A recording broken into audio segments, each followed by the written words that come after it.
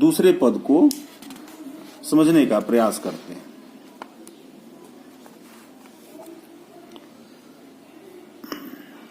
मन की मन ही मांझ रही, कहिए जाय कौन पै उधौ, नाही परत कही। अवधि आधार आस आवन की, तन मन बीथा सही। अब इन जोग संदेशन सुनी सुनी, बिरहिन बिरह दही। चाहत हुती गुहार जितही ते, उतते धार बही। सूरदास अब धीर धरही क्यों, मर जादा न लही। प्रस्तुत पद के अंतर्गत हम लोग सबसे पहले शब्दार्थ देख लें।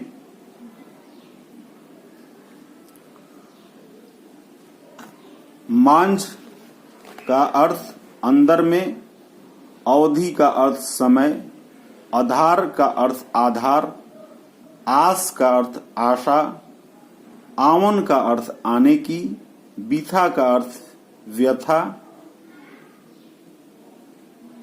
जोग संदेशनी का अर्थ योग के संदेशों को, विरहिनी का अर्थ वियोग में जीने वाली, विरह दही का अर्थ विरह की आग में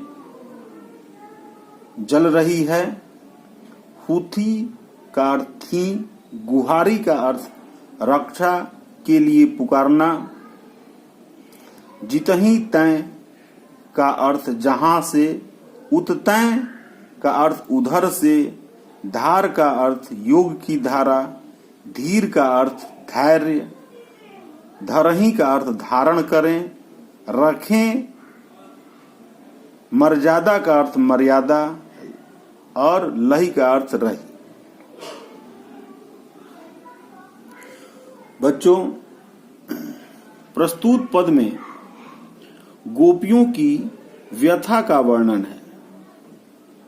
वे जब कृष्ण के नहीं आने का संदेश उद्धव से सुनती हैं तो अधीर हो जाती हैं।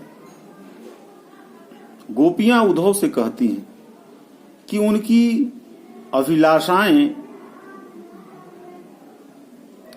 अथवा उनके मन की बात मन में ही रह गई।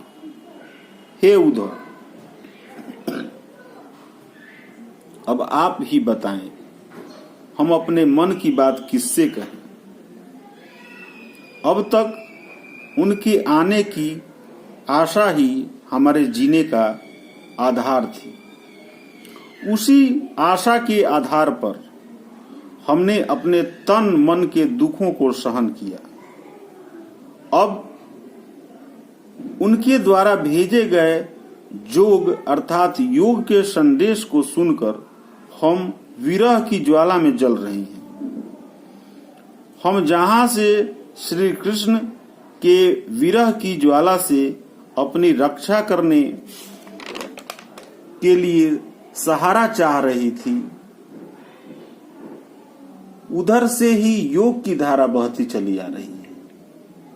सूरदास जी कहते हैं कि गोपियां कहती हैं कि श्री कृष्ण ने मर्यादा का पालन नहीं किया है। प्रेम की मर्यादा का मतलब तो प्रेम के आदान प्रदान से है, किंतु कृष्ण ने योग का संदेश भेजकर इस मर्यादा का पालन नहीं किया है। जब कृष्ण ने ही अपनी मर्यादा का पालन नहीं किया तो हम धीरज धारण क्यों करें। विशेष इस पद में गोपियों की प्रतिक्रिया उद्धव की आशा के विपरीत प्रकट हुई है। उद्धव के योग संदेश ने उनके व्यथा को बढ़ा दिया है। प्रस्तुत पद में ब्रजभाषा का प्रयोग है। वियोग श्रृंगार की चरम अवस्था का वर्णन है। विरहिणी वियोग अवधि आधार आस आवन में अनुप्रास अलंकार है। सुनी सुनी में पुनरुक्ति प्रकाश अलंकार है। बच्चों, इस प्रकार हम लोग आज इन दो पदों का भावार्थ समझने का प्रयास किए और मैं आशा करता हूं कि आप लोग इसको समझे होंगे। अगर कोई त्रुटि रह गई हो तो आप लोग इसको लिखकर भेज सकते हैं या पूछ सकते हैं। अगले क्लास में हम लोग इसके अलावे जो दो पद हैं उनको पढ़ेंगे। धन्यवाद।